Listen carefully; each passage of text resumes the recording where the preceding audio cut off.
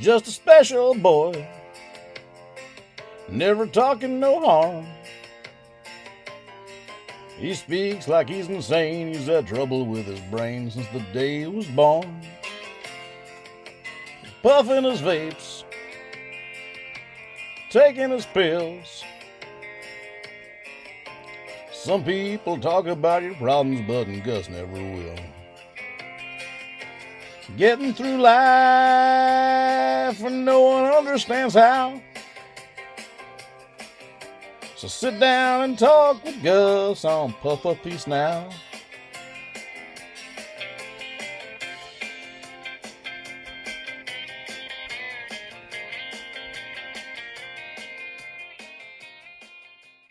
Welcome back to another episode of Puff Puff Peace, and joining me today, I don't know if I can call him a friend. I want to call him a friend, but he always turned down my offers for rides if he needed anything. So, but joining me is Blind Mike. How's it going, Mike? I consider you a friend. I don't trust you with my phone number or address. If that constitutes a friend, I think we're about as close as you could be. People who I think might have your number, there's much worse than me. That's true, but I probably didn't give it to them. Montante has my number somehow, but fair point. No, I appreciate you coming on today. I think for me, what really sticks out about like why I like listening to Why Are You Laughing is you can hear the passion for comedy that you have. I also enjoy comedy. When did you first like get that comedy bug? Like, yep, this is kind of what I want to do. Like, just be a part, like in that world. Maybe not doing stand up, but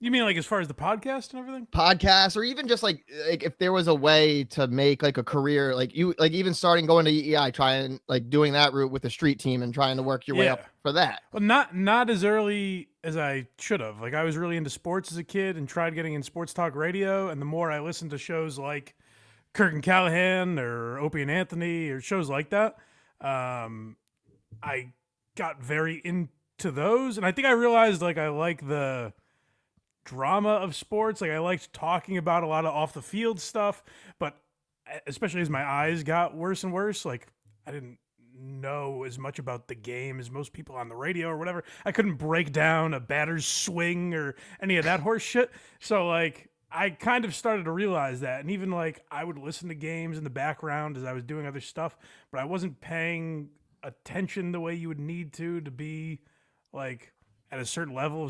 I realized like there were things about it that I didn't really give a shit about anymore. So I probably didn't realize as early as I should have, like, just talk about stuff you're interested in. I stuck with like, oh, I should be talking about sports because that's what I set out to do.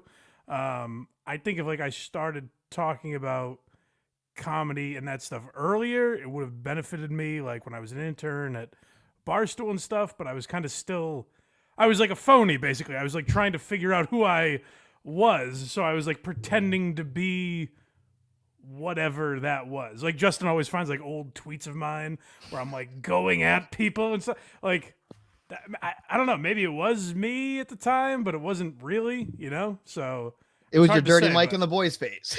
Yeah. But I guess to answer your question, later in life than most people probably. Who was the first comic that was like, that's my favorite comic, like this is great? Brian Regan. Why? Brian Regan. I got an album or a CD from my brother's friend. We were listening to it in his car, and he said he had listened to it a bunch. Like, we were laughing our asses off. He said he listened to it a bunch so I could keep it. So I listened to that like every day for a year probably. I forget if it was Brian Regan Live or I Walked on the Moon. I forget which one it was, but it was. He had a way. I was at an age where he has a way of like talking about very simplistic stuff. So for adults, it makes you feel like a kid again. I get like you're relating to childhood memories, but for a kid, you feel like you're into like adult content, even though it's completely clean. It's not at all R-rated or anything like that. But like you kind of feel like, oh, I'm into something adults are into. So that was definitely my first. As you started, why are you laughing? You've popped up. Who are these socials? You talk about who are these pods. And did you think like you would kind of be able to branch off like kind of as you have with the success of Why Are You Laughing and having the other two opportunities kind of present itself? How do you mean? What do you mean? Like, do I think I'd be able to do podcasts on other topics? Yeah, no. Like, did you think like you would actually like, because it like you're now at a point where you're like, it's like your full-time job, right? Yeah. Yeah. So it's like, did you think you'd ever make it to that point of? I was hoping so. Yeah. I doubted it at times, but yeah, that was the goal, I guess. No, it's just always curious to see because like even I had just finished up recording with Kirk, and it's always one of those things like when you talked about your like kind of identity crisis, it's being able to reflect back now, and even from where I was in the summer, it's like you can relate to having those identity crises, and you yourself have never been a stranger to like not talking about it. You've been open and sharing with it. Is that like another way it helps you? Because like I know it does help me when I talk about it. Yeah. There are probably times I shouldn't talk about it as much, which I don't really now. I'm trying to think of how to phrase what I'm saying correctly. Like, there's times where I'm like, here's a good example. When I cried in studio about like my grandmother being sick or whatever. As I've realized now, I was depressed for 15 years. Like I cried because Kirk was like, "Is there anything you're depressed about?" And I was like, "It must be this thing." You know what I mean? But yeah. Oh God. Like yeah. in hindsight, it's like, oh, there were 15 things I was. It wasn't a one thing. I was just severely depressed, and it all piles up. Yeah. So it's just like shit like that where like it's embarrassing, but you don't even realize what it is. I guess is what I'm saying. You know? Yeah. Like you're talking about stuff before you've even worked it out in your own mind. But no, I do always think it's good, like, because even that, like, I might be embarrassed by it, but at the end of the day, it doesn't really matter, you know? Yeah, and infamously in one of those times, we learned that you were learning how to fence and do some fencing. That wasn't the goal of that, but yes, it's the thing that sticks out the most. Sure. What was like? Were you good? I don't think particularly. I think for that setting, I was fine, but I don't think I wouldn't expect you to be like a pro. Yeah, no. No, it's what was the first stand-up show you saw live? I believe it was Frank Caliendo at Mohegan Sun or Foxwood. It might have been Foxwoods. What was it every like take me back to Blind Mike first time walking in, going to see a stand-up show, like what are you feeling in that moment, and how did you leave feeling? You all right, buddy? I'm just puffing away. It's fine. Oh, you're smoking. I thought you were taking edibles. You're no. smoking. Well, I had to pull the switch just because with Kirk, because I didn't have time to do that and take them, so I've just been smoking all morning. So you've caught me in round 2. Oh, okay, all right. Well, get a hold of yourself, for God's sake. Did I lose you? No, we're good. I burnt myself on mute. All right, what was the question? I would like. What was?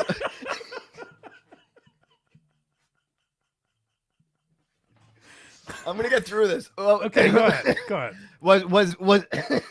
Was Frank Caliendo live everything you hoped it would be? Yeah, it lived up to the hype.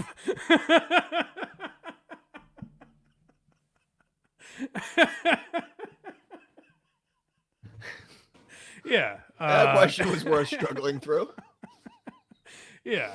To answer what I believe you're asking, that wasn't like a seminal moment in my life that I remember. I think the second one I saw was Regan, and that stands out to me a little more because like I still enjoy his comedy. Like he's still one of my favorites ever. But I don't know. It's hard to say because it's not the same as like if you're a sports fan, like going to Fenway Park for the first time. It doesn't have like the same feel to it, really. I don't think. I've enjoyed the comedy shows I've been to more as an adult than any like thing I remember going to as a kid, really. If you had to create, like, you want to create that kind of special moment, like, what's your dream venue? What's your dream comic performing at what venue? I mean, I guess the Comedy Cellar, like seeing like Louis C.K. or Seinfeld or like one of those classic New York guys at the Comedy Cellar, or even someone that I like Colin Quinn or Jim Norton, David Tell, like guys like that I grew up listening to that are so synonymous with the Comedy Cellar in New York. That would be very cool. I've never been to the Comedy Store either. That would be cool. I did go to the Mothership, and that's definitely like the nicest comedy club I've ever been to. But as far as like a landmark type of place, I guess it would be the Comedy Store or the Cellar. You mentioned the Mothership. What was your favorite show you saw there? We only got to go to one. We only went to, we tried to get into Kill Tony, but it sells out immediately. So we went to the open mic upstairs. And that's pretty cool, like, because it's open micers, but it's a packed house and like a room that's ready for comedy.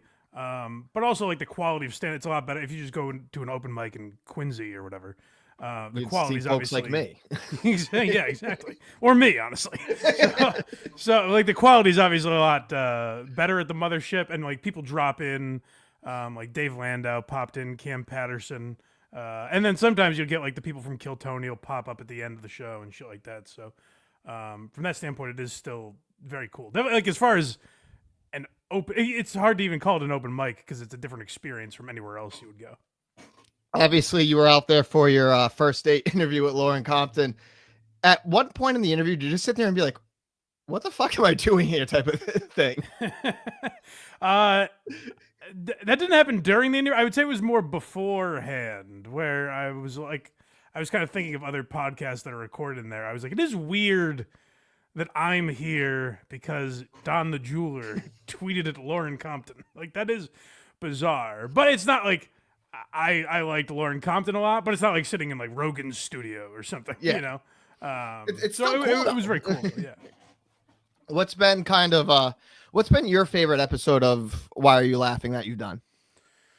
I don't know if I have one favorite, but I always say like I like the old, like Lenny Bruce, the Three Stooges. I'm trying to think of other guys from that era that we've done. Jackie Gleason is another great one because they have like stories that I don't know, but also like it wasn't this. A lot of guys now know at age 12 or whatever that they're going to get into stand-up. Back then it wasn't even a profession. Like these guys accidentally got into stand-up. Either like if you're Lenny Bruce, you're just a hipster that wanted to speak the truth, man. Or like a lot of these guys, like Rodney Dangerfield was like a singing waiter before he got, like, a lot of these guys just wanted to perform, so they got into stand-up as a means of like eventually getting into acting or Broadway or something like that. And that's how stand-up develops. So like those guys kind of creating something out of nothing to me is way more interesting than anything we have now. And they lived like real lives. Like, well, a lot of guys we've talked about, served in World War II and then came back and made movies or had stand-up careers or whatever. And that's so different from anyone in today's comedy landscape. Yeah, and I know this is Puff Piece. It's supposed to be a Puff Piece interview, but I did make a promise. On one of your recent appearances on the Kirk Minihane show, you were asked what's your favorite cookie.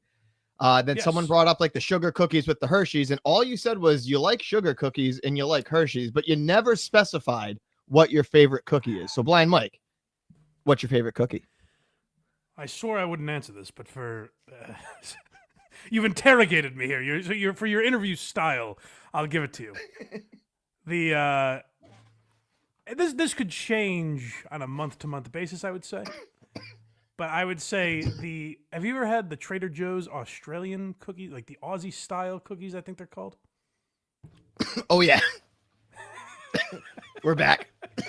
I gotta keep it going. I feel like I'm in a bus terminal. You can't get It's like my favorite thing during COVID. Whenever I cough, I go, "Don't worry, it's cannabis, not COVID." Good. moving. That's a good line. But yeah, But I yes, like those those are- Trader Joe's Aussie cookies. Those are good. Like I hate to admit, I'm. Have you ever eaten a pack in one sitting? Because I have. I'm sure. Yeah, I'm So sure. good. or any good. Like, I think the best chocolate chip cookie beats any cookie, probably. Homemade or like it's got to be homemade, right? No, there's some store bought that are pretty good. I don't have any examples. Like, nothing I would know that. Like, I've never had like crumb or anything like that. But I've had some pretty good chocolate chip cookies out there. Cookies are the best. You said it, man. With Tell the weeds kicking in. oh, it's kicked in a long time. Cookies are good, brother. With obviously you have with your current podcast, Blind Mike Project. Who are these socials? Why are you laughing? Is there any other things like piquing your interest you might want to try to venture into, or just kind of keeping with these for now and then maybe seeing what happens? I did talk to Casey Day, one of my producers. I talked to him about bringing more on Money back, possibly. More on my Maybe like once a month, because I am still into like stocks and crypto and stuff. I don't know if anyone will give a shit to watch it, but I like talking about it. But the reason I kind of stopped was like I just started investing in the same stuff every month, kind of safer stuff, so it felt less fun to talk about. But I've gotten a little bit of the itch lately, so maybe we'll do that once a month or something. As far as like actual like real shows that I was taking seriously and working on. Nothing right now. I've had a couple ideas of stuff I might do. Almost like if I'm getting sick of Why You like as a replacement for Why You Laughing, if I ever decide to end that. But I have a lot of episodes I still want to do, so I don't see that happening anytime soon. So nothing right now. Where I'm trying to think like how I want to. I'm always curious with your eyesight. Like when did you know like, oh shit, this isn't gonna be good? Well, how do you mean? Like obviously, like were the doctors very early on just like honest enough from me, like you're probably not gonna be able to see come XYZ. I don't even. Oh, was diagnosed. Wait, I think you froze. Maybe. Can you hear me now? Oh, I can hear you now. Okay. That was weird. I was in second grade when I remember being told. Like I remember, having to go close to the chalkboard in school to see it and sitting close to the TV and shit like that. But I don't remember ever being like officially diagnosed or anything. So I guess and there is no moment because even now my vision's much worse than it was when I was a kid. But there's not like a day you wake up where you're like, my vision is worse today. It's just like over time, like today I'll sit here and realize like, fuck, I would have been able to see that 5 years ago or 10 years ago, whatever. So there's not really a moment I can point to, but I will say when I went to the program that I was in, that I took a mental health leave for and all that, it was the moment I guess would be there where I was like, I should have done this when I was 18 or 12 or something. Like I should have done this years ago, and I was always resistant to it, but I think it would have helped me a lot if I did it as a kid. How was that, like kind of the first few weeks being out, seeing all the changes that were happening in your life and being able to get more comfortable with kind of like post-program type of feeling? Like what was that kind of feeling to overcome that? You're like, shit, like obviously you had, like you were just saying like, I'm kind of an idiot, I should have been doing this sooner, but now it's like the positives of it, how you can kind of like, you seem a lot more comfortable, and even listening to you, like the confidence came back so quickly too, kind of this new thing. I mean, I was in I was in therapy 3 times a week at that point, technically, because there was a therapist at the program I was in, and then we would also do group sessions, and then I still met with my therapist weekly. So, and I was prescribed medication that I'm off of now, but I was on it for 3.5 years after that or something like that. So I think that all helped a lot. And I don't know. It was just easy to get back into the swing of things after that. Like I was feeling good halfway through it. Kirk, I was ready to come back when I was done or whatever. So it was a pretty easy transition to come back. It was not like an impatient thing. Yeah. I was still like living my life outside. So it's not like I was like trapped in there and all of a sudden I was let out. So it was fairly easy. Yeah. What's been your favorite? That was going to be today. It's all right. What's been your favorite moment on KMS? Like, is there one that always like that's sticks out to you? Like, trying to think. I think that I always switch. Like, I think every time I have a day where like I'm crying laughing, I say like, "Oh, that's the hardest I've ever laughed on the show." I don't know that that's true. I mean, like the recency bias, as they say. So I don't know if it's always the one that stands out to me for whatever reason, because it's probably not the funniest thing that ever happened on the show, but I feel like it might be the one I laughed the hardest at, was when Justin said that he has a Chick-fil-A hack where he goes to the drive-thru and orders a kid's meal and says that he asks to switch the toy for the ice cream or something like that. Yeah. Oh, yeah. And then me and Kirk started saying that Justin is wearing like a shirt that doesn't fit him right and a propeller hat and saying he's a little boy. And that, for whatever reason, like I'm sure it's not the hardest I've ever laughed on the show, because I don't think it's like the funniest moment from the show, but it's, for whatever reason, it sticks out to me as like the hardest I've laughed in my memory. God, now I'm thinking of Chick-fil-A. Bringing up food right now is not a good idea, Mike. I'm just gonna tell you that. That's gonna throw me off all over the place. Sorry to do that to you. Oh God, now what's been your favorite live show moment? Because half the time you can't hear it. 90% of the time you can't hear it. I guess. I guess stand for me, like doing 5 minutes at the Wilbur was really cool because I go there all the time. That was pretty awesome. But yeah, like I couldn't tell. I bet my favorite moment from the live shows I haven't heard because I don't know what the fuck's going on up there. It's wild. I guess it sounds like Plymouth was kind of everyone experiencing my which I do think got overblown because it seems like a lot of people did hear the show, right? Yeah. No, were you in the audience for that? Or no, I forget, were you on the show? No, I was in the audience for that one. I was all the way back across, and I didn't have a problem hearing, but I was also. So could you hear like the movie, like the Cullen movie? Barely. Like you could get bits and pieces of it.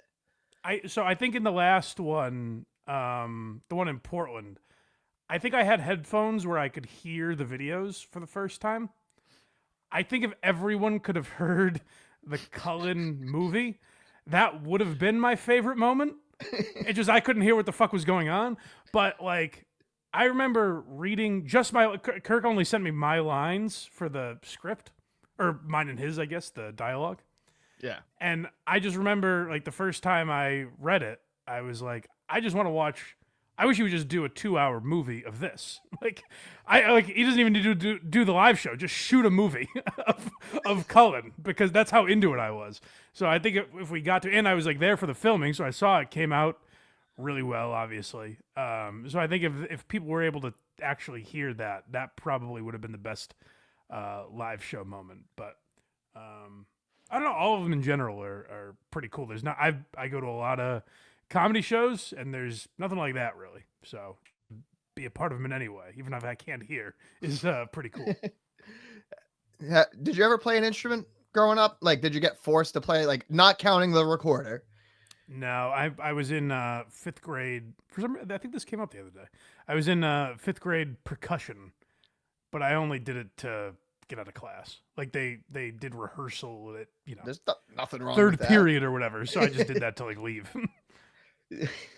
You don't want to make a case that throw you in maybe as a symbolist in the KMS live show band? No, it probably wouldn't go too well. I mean, I do like. I wish I played instruments as a kid, but never got into it. What instrument would it be? Hmm. Drums, guitar, piano. The piano feels very natural. It's kind of a hack blind guy answer, I guess, but it does feel. I feel like if you learn, am I anywhere close to right on this? If you learn the piano, it's probably easier to learn other instruments. That feels. Yeah. Yeah. I don't know. Or could it be guitar? It might be guitar. Maybe that's what I'm thinking of. It could be the guitar just because like the finger movements can translate to the saxophone and trumpet. Those would be I think those are the obvious two answers. You're never gonna be like, oh, you guys want to listen to me drum real quick? Why not?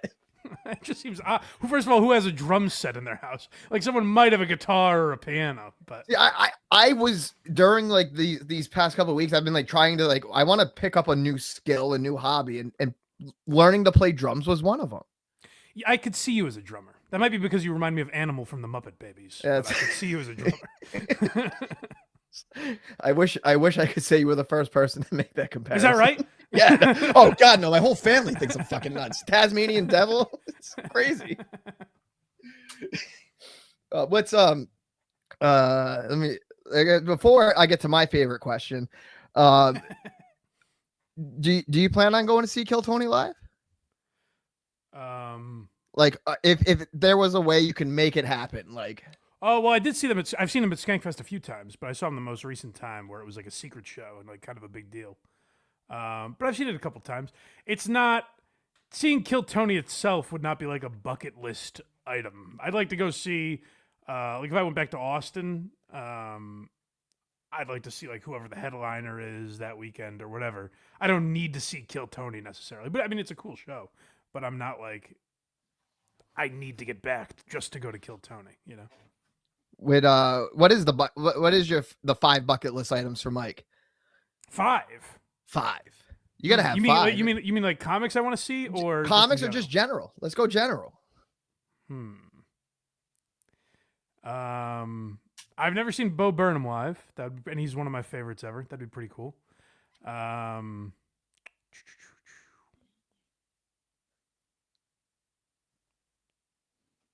Jeselnik, even though he's kind of annoyed me. We're going to talk about that on the Blind Mike Project this weekend. Bob Seger would be a cool one. He doesn't tour anymore, which is devastating. I got into him too late. I'm trying to think if there's any other musicians I would see live. I would see Billy Joel or like McCartney before he dies. I'm trying to think of other comics I have not seen live. You know, I was supposed to see Norm like 3 weeks after he died. I had Guess you don't care. No. The cough was coming. No. I had a similar thing with Carlin. I was gonna go see him in Newport. And he before died. he passed. Yeah. You must have been pretty young. Yeah, that was 2008. Yeah. Yeah, it was right after I graduated high school. Yeah, it was right after I graduated high school. It was, I had you're a little older than me. My parents got me Stephen Lynch and they got me Carlin tickets. Stephen Lynch. I love Stephen Lynch. I think you've recommended him to me as an episode, which is not that's not a bad suggestion. I might do him eventually. Like, I mean, with because I first saw him on Comedy Central, and then like for the fact that he did the run on Broadway and The Wedding Singer too was very funny. He fell. I don't know what happened to him. He just kind of fell off. I guess I don't know how long. If you're not someone like Bo Burnham, I don't know how long your shelf life is as a musical comic. But I think he put out an album like 3 years ago. It's not too fairly recently. Yeah, like I know. He made a comeback kind of like 10 years ago. I remember he was on O&A promoting it, but I haven't heard anything from him recently. Well, the only thing that really is making me think of it is because of I'm going to see Gladiator 2 tomorrow, so I'm going to listen to his song Denzel the whole way there just to piss off my wife. You dirty dog. Haven't you pissed her off enough? Isn't that? I think existing pisses her off. Yeah, right. Do you need to twist a knife? Sometimes. I will say the best moment I heard from when she came out to me and she goes, "Don't worry, we don't have to go see Wicked in theaters. I don't want to listen to everyone sing." I go, "Thank God." I saw, by the way, before we record. This is old news now, probably whenever you release this. But I saw right before we recorded officially. You're not going to Chicago. Not going to Chicago. Wow. No. What changed? Wife got a very good job offer here to stay in the area. I got a promotion. Oh, good. Okay. So it was two things. Like, I am a little bummed because I really wanted that house with the golf simulator. Sure. Yeah, we all wanted that for you. But no, I'm happy to be staying. So as I've always been, even I talked about it with Cullen. It's a go with the flow thing. Like, I could live anywhere and be happy. What is the? Did you already talk about this with Kirk? I don't want to rehash all the same. No, we can rehash stuff. I don't care. Did what's the promotion?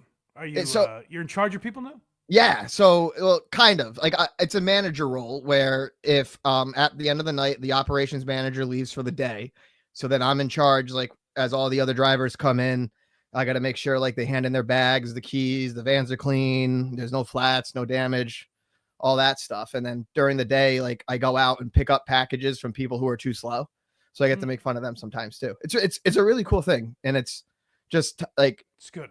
They hired you to make fun of their employees. That's good. Oh, well, it's one of those things. If I'm not making, I tell them, if I'm not making fun of you, then you're in trouble. Yeah, I like that. It's a good mentality. But it's you're by yourself. You listen to podcasts all day. Like, I have a rotation of like what days I listen to what. Sure. And it's just me, myself, is simple, easy, relaxing. What's a Gus podcast playlist? Obviously, the Kirk Minihane Show. Kirk Minihane Show. Why Are You Laughing? Kill Tony. Small Town Murder. I made the list. I still do Part of My Take. Just always listen if there's shit coming on. I think I feel like we're gonna have to get our swords ready, and this is gonna be a fun one. It's gonna be tough for you. No, it's not. You're really a Part of My Take guy more than anything. No, it was. Well, the thing was, the quote was, I was more of a yak guy, and when every time Kirk explains the Chicago office, he's like, it smells like weed. People are sitting around being lazy. Like, if that doesn't fit a Gus vibe more so than that, I don't know what does. That's fair. That's a cogent point you make. It's just a vibe thing. Like, I love Kirk way more than the yak. Like, sure. I mean, I've crawled around on malls for it, and like, I still would. Like, I'd still do anything for the show. That's true. That's true. But I can also recognize where like my vibe would fit better. But then it's also, you get into a different point, like where I am now, even from the last time we were in studio together, is completely different, which is nice. Yes, definitely. Any more questions for me? Any more? You haven't asked me yet. Well, I was saying, do you have any questions for me? Like, you kind of asked me about. I have, quite frankly, a burning question for you. I was waiting for this subject. Because a lot of people have said, now you left the Blind Mike Project off your list of favorite podcasts conspicuously. But I thought maybe this isn't true. It could just be a coincidence. Did you steal your last question from Coach HP? No. What? Okay. All right. What? Any questions for me? Yeah. Oh no, that was just a panic move. Like, with Donnie, I honestly just panicked and was like, "Oh shit, I'm running out of time." Any questions for me? There's a guy we cover from time to time named Coach HP, who he brands himself the world's #1 positivity podcast. And at the he I found him because he had Brendan Schaub on, and he cried talking about Brendan Schaub's career. He's just like, "What? It is just so inspirational what you have done, Brendan. Like, I cannot believe the heights that you have risen to." And then he ends every episode by saying, "Now, of course, I have to ask, do you have any questions for me?" And the guest is always like, "What? No."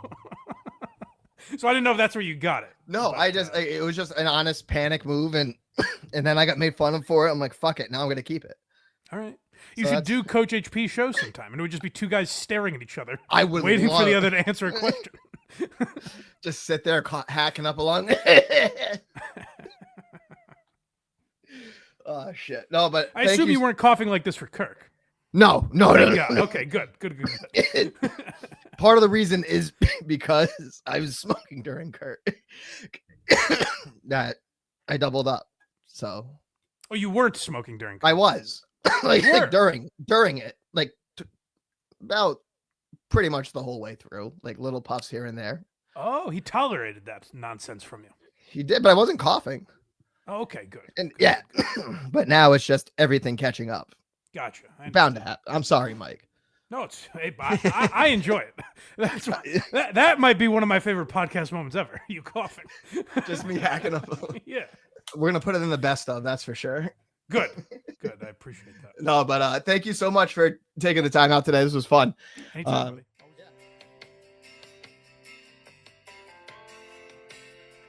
Just a special boy, never talking no harm.